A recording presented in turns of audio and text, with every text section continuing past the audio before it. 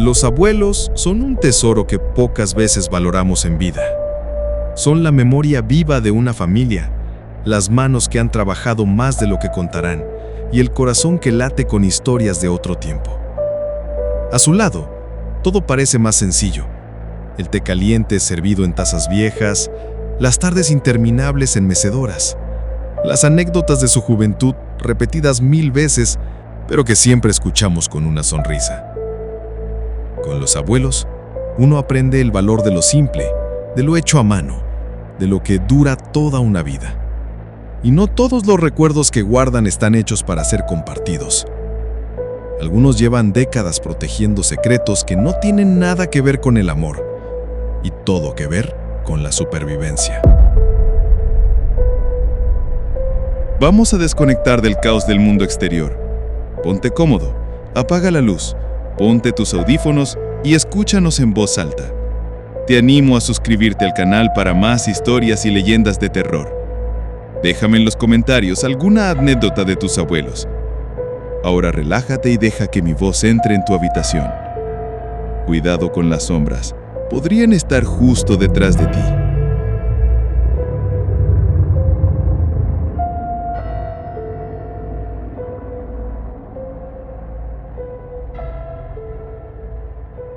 Buenas noches, familia nocturna, y bienvenidos a otra velada de relatos. Hoy tengo una historia que me llegó de la voz temblorosa de mi abuela. Ella la contó una sola vez en una tarde de lluvia y olor a café viejo. Me la entregó como se entrega un peso que se ha cargado por décadas, y me pidió que la mantuviera guardada. Hoy, con su permiso póstumo, la comparto con ustedes. Porque hay historias que, si no se cuentan, terminan por devorarte. Mi abuela, Carmen, era una mujer de convicciones sencillas, fuerte, de manos ásperas y una fe que le venía de los cimientos. Pero el trabajo que le moldeó, que le hizo ver el mundo como un lugar de sombras y susurros, fue el de asistente de autopsias en el turno de la noche, allá en los años 70 y 80.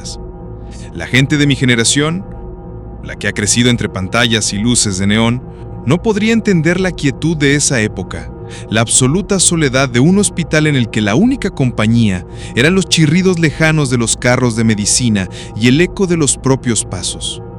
La morgue, ubicada en un subsuelo frío y húmedo, era un universo aparte. Un lugar donde el tiempo parecía estancarse, impregnado con el dulzón y metálico olor de la muerte y el penetrante aroma a formaldehído que se adhería a la piel y a la ropa. Mi abuela era una profesional, meticulosa y fría en su labor. Aprendió a separar la persona del cuerpo, el alma de la materia inerte. Acomodaba los cuerpos, los preparaba, llenaba formularios con una caligrafía perfecta y esperaba las mañanas para que los forenses hicieran su trabajo. Esa noche de octubre, en 1979, no era diferente a ninguna otra. El reloj de pared con su tic-tac pesado marcaba las 2 de la madrugada. La única luz venía de una lámpara de techo que proyectaba un brillo enfermizo sobre el acero inoxidable de las mesas y el mármol frío de las losas. Estaba terminando de catalogar los efectos de una víctima de accidente de tránsito. Un hombre joven que había llegado hacía un par de horas. Su rostro tenía la expresión de una sorpresa infinita, y mi abuela, con el respeto profesional que la caracterizaba, lo cubrió con la sábana blanca. Fue en ese momento que escuchó la puerta de la morgue abrirse, algo que jamás ocurría a esa hora. El sonido fue un siseo metálico, lento, como si la bisagra estuviera oxidada o el peso de la puerta fuera insoportable. Mi abuela levantó la cabeza, esperando ver algún médico de guardia o algún residente con un nuevo caso, pero lo que vio la hizo tragar saliva. Entraron 3 figuras. En medio, un hombre. Su complexión era delgada, casi esquelética, y su rostro estaba envuelto en la penumbra de las sombras. Pero su vestimenta no era la de un paciente. Llevaba una bata de hospital de un blanco impoluto, y sus pies descalzos tocaban el suelo sin hacer un solo ruido. Pero lo que realmente perturbó a mi abuela fue la forma en que se movía. No caminaba, no se arrastraba, se movía con un movimiento discontinuo, como si cada paso fuera un salto en cámara lenta. Sus rodillas se doblaban de manera antinatural y sus caderas se balanceaban en un ritmo que recordaba a un títere. Era un movimiento mudo, inquietante, que desafiaba la gravedad y la lógica. A sus flancos, dos mujeres idénticas, vestidas con el uniforme de enfermera de la época, sus cofias inmaculadas, sus uniformes almidonados. Sus rostros eran pálidos, casi luminosos en la penumbra, estaban inmóviles, como estatuas, y solo se movían para acompañar al hombre en su grotesco ballet. No hablaban, no susurraban. Sus miradas estaban fijas, vacías, como si sus ojos fueran simples orificios negros. Mi abuela, petrificada, asumió que se trataba de una emergencia y que habían traído a alguien para la morgue. Se preparó mentalmente para el papeleo, para el ritual de la muerte que era su día a día. Hizo el ademán de levantarse, pero las tres figuras se detuvieron. Se quedaron en el centro de la sala, bajo la luz mortecina, observándola. El hombre se balanceaba lentamente de un lado a otro, y las enfermeras solo lo custodiaban. El silencio se volvió un ente tangible, un vacío sonoro, una ausencia de todo. De pronto, el hombre dejó de moverse. Las enfermeras también. Los tres se quedaron de pie, inmóviles, como una fotografía borrosa, y entonces, con la misma lentitud con la que habían llegado, se giraron y salieron. La puerta se cerró con el mismo siseo lento. No dejaron un rastro de sonido. Nada. Solo el eco vacío de lo que mi abuela acababa de presenciar. Aturdida y con las manos temblorosas, mi abuela se convenció de que había sido una ilusión, el cansancio, pero no podía sacarse de la cabeza la imagen de la forma en que el hombre se había movido. Al día siguiente, en su turno, lo primero que hizo fue preguntar a la jefa de enfermeras, a los médicos de guardia, a la única otra asistente de morgue, a todos. Anoche, ¿quién era el enfermo que trajeron? Y las dos enfermeras que lo acompañaban. La respuesta fue la misma en cada ocasión. Nadie fue a la morgue a esa hora, Carmen. No hubo traslados. No, es imposible, insistió mi abuela. Estuvieron aquí, los vi. Su insistencia solo le valió miradas de lástima y consejos para tomar un descanso. La investigación de mi abuela terminó ahí. O eso le hizo creer a todos, pero en su fuero íntimo había algo que la carcomía. La imagen del hombre, su andar de marioneta, no la dejaba en paz. Fue entonces que, revisando la documentación del hombre del accidente de tránsito, el que había llegado la noche anterior a la aparición, encontró un detalle que la dejó helada. Una pequeña nota, escrita a mano por el paramédico, decía: fracturas múltiples, huesos largos destrozados, movimiento póstumo de las articulaciones. Mi abuela se quedó paralizada. El hombre que había visto, el que se movía de esa forma tan extraña, no era un enfermo, no estaba vivo. Era el hombre que mi abuela misma había cubierto con una sábana blanca, que ahora, junto a las enfermeras que lo habían atendido en el último momento, le devolvían la visita, no para atormentarla, no para reclamarle nada, simplemente para asegurarse de que estaba ahí. Mi abuela dejó su trabajo poco después. La quietud de la morgue ya no era el frío y respetuoso silencio de la muerte, sino el silencio expectante de algo que la observaba desde la sombra. Y se fue con la certeza de que la muerte no siempre es el final. A veces, es solo la puerta de entrada a un turno de noche que nunca termina.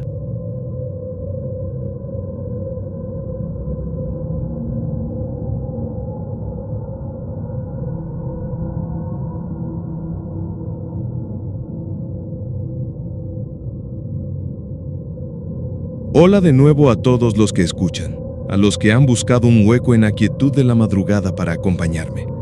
Hoy, el relato que me ha llegado no viene de un hospital o de una casa maldita, sino del mar. Del mar frío, oscuro y sin fondo que a veces esconde más que solo peces. Esta historia la conocí a través de mi abuelo, un hombre de sal y de redes, un pescador de corazón que vio cómo el océano se tragaba la juventud de muchos de sus amigos. Él, a diferencia de otros, nunca se volvió un hombre de leyendas, pero lo que presenció una vez lo marcó de por vida.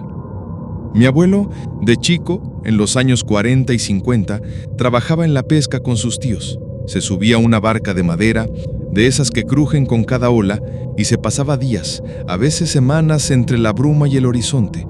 El mar, para ellos, era la fuente de la vida, pero también un ente vivo y temperamental, que en cualquier momento podía darte todo o quitártelo. En uno de sus viajes, de regreso a casa, después de una semana de pesca, la barca se movía lenta, con el peso de los pescados recién capturados. La tripulación, compuesta por mi abuelo, su tío y 2 hombres más, estaba agotada. El sol había caído hacía horas, y la oscuridad era absoluta, solo rota por la luz de la luna y las estrellas. Era un silencio denso, solo interrumpido por el sonido monótono de las olas golpeando el casco de la barca. De la nada, mi tío, el capitán del pequeño navío, se puso de pie. Su mano temblaba mientras apuntaba hacia el horizonte. «Miren eso», dijo. Su voz era un hilo de aire. A lo lejos, rompiendo la uniformidad de la noche, apareció una luz potente que se movía sin la oscilación de una embarcación normal. A medida que se acercaba, o eso pensaron, se hizo visible. No era una luz, sino una fila de ellas, incontables faroles que iluminaban un barco, pero no cualquier barco. Era una embarcación enorme, de madera, con velas que parecían hechas de niebla. Era un barco antiguo, con una arquitectura que no correspondía a los buques de la época. Flotaba sobre el agua sin hacer el menor ruido. Lo que lo hacía realmente extraño era que no parecía un navío real, sino una aparición, una visión luminosa sobre la superficie del océano. Las luces que lo adornaban, a mi abuelo le pareció que eran más de las que una tripulación humana podría mantener encendidas. Parecía una fiesta fantasmal, una celebración de espíritus. Era el Caleuche. La leyenda del Caleuche no era un secreto para los pescadores del sur. Hablaban de un barco fantasma que navegaba por los mares de Chiloé, llevando consigo a los muertos que perecieron en el océano. Decían que a veces se hacía visible a los marineros para luego desaparecer en un instante, llevándose consigo a los que osaban mirarlo por mucho tiempo. Los hombres, cegados por la curiosidad o quizás por la ingenuidad, sintieron un impulso inexplicable de acercarse. El tío de mi abuelo, con la cara pálida y los ojos fijos en la visión, ordenó a uno de los hombres que se acercara. «Dale más velocidad», dijo con un tono de urgencia, de obsesión. «Quiero ver qué es eso». Mi abuelo, con apenas 15 años, estaba petrificado pero obedeció. Avanzaron, la barca a toda máquina, dejando una estela de espuma blanca a su paso. El Caleuche se mantenía a una distancia constante.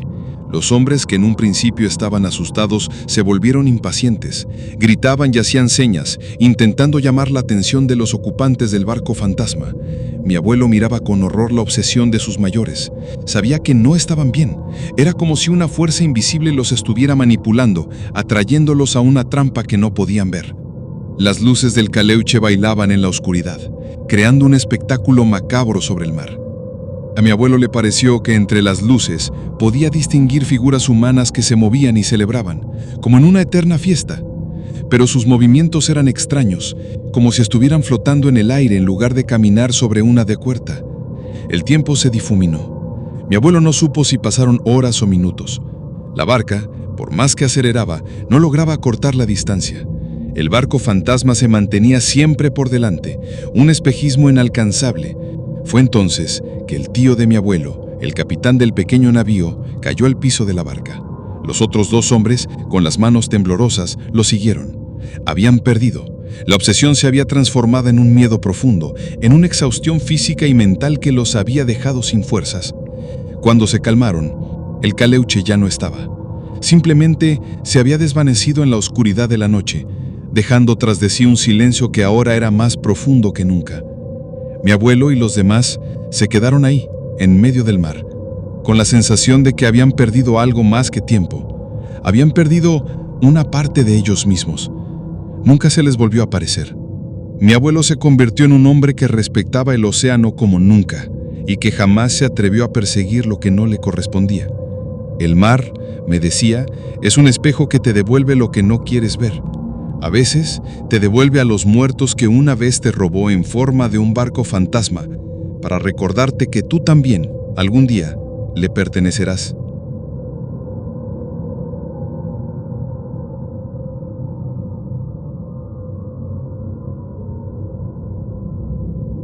La verdad es que nunca pensé en compartir esta historia porque en mi familia siempre se consideró más una advertencia que un cuento.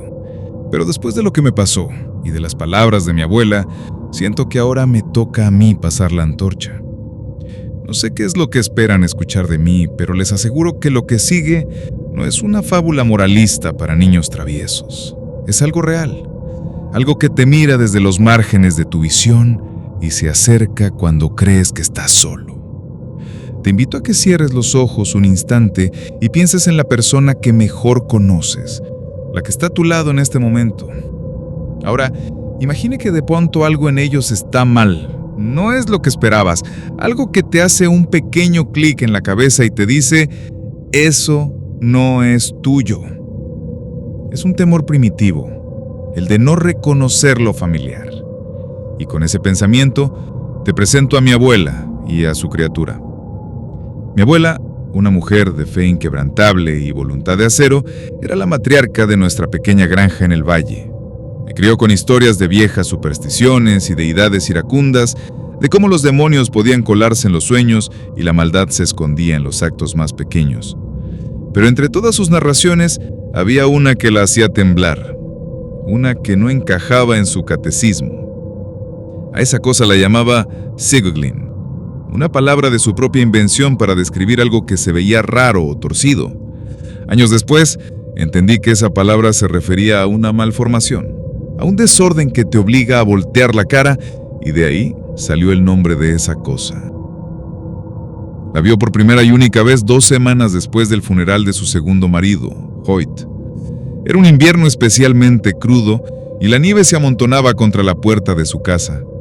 A mitad de la noche, un golpe seco y pesado sacudió el aire.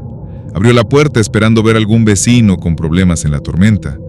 Pero allí, bajo la luz del porche, estaba Hoyt. El corazón se le desbocó, la razón se le borró de golpe. ¿Cómo podía ser? Lo había enterrado hacía solo 14 días. En el primer instante, la alegría de verlo le bloqueó cualquier pensamiento racional.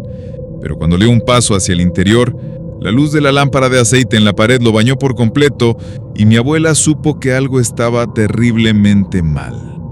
Dijo que su piel parecía una cera estirada, sin la textura arrugada que la edad le había dado a Hoyt. Se veía más joven de lo que ella lo había visto en años, una década al menos, y eso era lo más perturbador de todo. Luego se fijó en los ojos, tan brillantes y sin vida, separados por una distancia casi imperceptible, pero suficiente para romper la simetría de un rostro que había conocido a la perfección. Esos ojos eran 2 esferas de cristal, secas y brillantes, sin el fulgor de la emoción que le habían mostrado durante tanto tiempo. «No te preocupes, cariño», dijo la cosa con la voz de Hoyt, pero su voz no era la de él. No era grave, ni profunda, ni amorosa. Era como un crujido de bisagra oxidada, un sonido arrastrado que provenía del fondo de un túnel. La frase no tenía calidez, era una repetición mecánica, como si un loro estuviera ensayando una línea que no comprendía. Mi abuela describía esa voz como un dolor que emanaba de su garganta, como si hablar fuera una tortura. Sus labios se movían de forma rígida, sin sincronía con el sonido. Era una máscara mal puesta, una imitación defectuosa. El pánico se apoderó de ella. Recordó el rostro frío de Hoyt en su ataúd, el olor a tierra fresca que se adhería a su ropa después de la sepultura. Recordó en llanto en el cementerio la soledad que la había invadido. Y ahora esto, como una leona acorralada, comenzó a empujar al farsante. Con ambos puños cerrados, lo golpeó en el pecho, en los brazos, en el rostro de cera. «Vete, vete de aquí, vete», gritaba mientras lo agredía. La cosa ni se movía, era como golpear un muñeco. Tenía la piel fría, me dijo mi abuela. Era como tocar una estatua de mármol. Pero esa noche nevaba mucho, y ella pensó que tal vez era solo el frío del exterior. Finalmente la cosa retrocedió. La mirada vacía no se apartaba de ella, pero de su boca brotó un sonido que mi abuela nunca pudo describir por completo y nunca lo olvidaré. Dijo que era como el raspado de una puerta de hierro abriéndose lentamente, un arrastre metálico y bajo que vibraba en el pecho. No era un lamento, no era un gruñido, era el sonido del tiempo retorciéndose, de la madera pudriéndose, de una estructura que se rompe desde adentro. Un sonido que no debería existir. Cuando la cosa se dio la vuelta y se disolvió en la tormenta, mi abuela cerró la puerta y la barricó con todo lo que encontró. Se quedó allí por más de 1 hora, la espalda pegada a la madera, el corazón latiendo a 1000 por hora, esperando que el sol saliera. Fue la cosa más terrorífica que he vivido en mi vida, me confesó mi abuela con los ojos aguados. La historia del Sigoglin se quedó conmigo como una sombra. Mi abuela me advirtió que no siempre tomaba la forma de la misma persona, que no se disfrazaba 2 veces de la misma manera y que su objetivo era confundir, acercarse y perturbar. Dijo que su madre le había hablado de la criatura y ahora ella me la contaba a mí, un linaje de advertencias que había que pasar. Poco antes de que mi abuela falleciera, ya estaba en el hospital. A pesar de su débil estado, su mente seguía lúcida.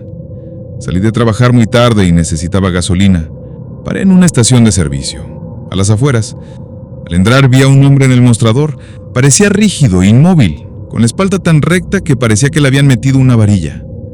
El cajero, un chico joven, le pedía que se moviera para que pudiera atenderme. «Señor, por favor», repetía, «deje pasar al cliente». Pero la figura no se movía. Finalmente se giró. Pude ver su rostro bajo la luz fría de los fluorescentes. Su piel, como la que mi abuela describió, no era la piel de un ser humano. Era gomosa, parecía de látex. No tenía poros, ni imperfecciones, ni vida. Los ojos, 2 manicas opacas, estaban secos. No parecían mirar en ninguna dirección concreta. Simplemente estaban ahí, inmóviles. Un escalofrío me recorrió la espina dorsal. Por un momento lo atribuí al cansancio, a la sugestión. Pagué la gasolina y al salir el hombre me siguió. No dijo nada, solo se mantuvo a una distancia prudente. Entré a mi camioneta y cerré la puerta. Me sentí obligado a preguntarle si necesitaba algo, ya que parecía un alma perdida. Bajé la ventanilla. ¿Necesitas ayuda?, le pregunté, con una voz que sonaba extraña, sin convicción. La cosa, parada a mi lado, se inclinó un poco. Me miró con esos ojos secos y con una voz que era el calco perfecto del dolor descrito por mi abuela, una voz áspera como un rasguño, una voz que no pertenecía a un ser vivo, me respondió: «Todo bien». Al día siguiente, ya en el hospital, le conté la historia a mi abuela. A pesar de estar en sus últimos momentos, me tomó de la mano y me puso el dedo en la frente. «Ahora tú también la has visto», me dijo. Su mirada, que siempre había sido tan fuerte, se mezcló con una tristeza ancestral. Una que no pude comprender en ese momento, pero que ahora aquí, sentado en la oscuridad, con una sensación de que hay algo a mis espaldas, la entiendo perfectamente. No vi a Hoyt, no sé a quién vi, pero la cosa estaba ahí y ahora está cerca de mí.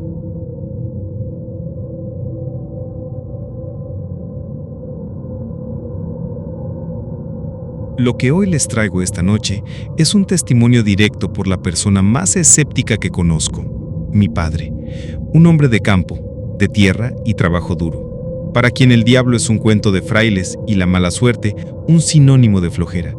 Jamás le oí hablar de Dios con tal devoción, como de la cosecha, ni de fantasmas con el respeto que le tiene a una tormenta. Por eso, lo que me contó, con la voz grave y despojada de su habitual tono de burla, me golpeó de lleno. Mi tía, a la que llamaremos Elena, era la antítesis de mi padre, una mujer nerviosa, de temperamento volátil y un corazón que siempre parecía llevarlas de perder.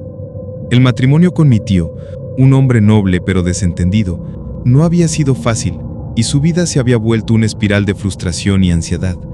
Justo cuando parecía encontrar un centro de gravedad en la vida, con el nacimiento de su primer hijo, todo comenzó a desmoronarse. Los primeros signos fueron sutiles, casi insignificantes. El coche no arrancaba sin razón aparente, las luces de la casa parpadeaban hasta fundirse, el olor a tierra mojada se hacía persistente incluso en el interior de los armarios. Mi padre, que vivía cerca, se burlaba de todo. «Son los cables, Elena. Dejas el coche sin gasolina. Deja de fumarle la hierba esa que te vendieron». Pero las cosas se intensificaron. Un día, la cafetera explotó en la cocina, rociando cristales y café caliente por toda la pared. Al otro, la televisión se encendió sola a un volumen ensordecedor. Los grifos se abrían solos y el agua corría sin que nadie la detuviera. Para mi padre, seguían siendo casualidades. Pero la cara de Elena había adquirido una palidez enfermiza. Sus manos temblaban constantemente y sus ojos reflejaban un terror que no se extinguía ni con la luz del día.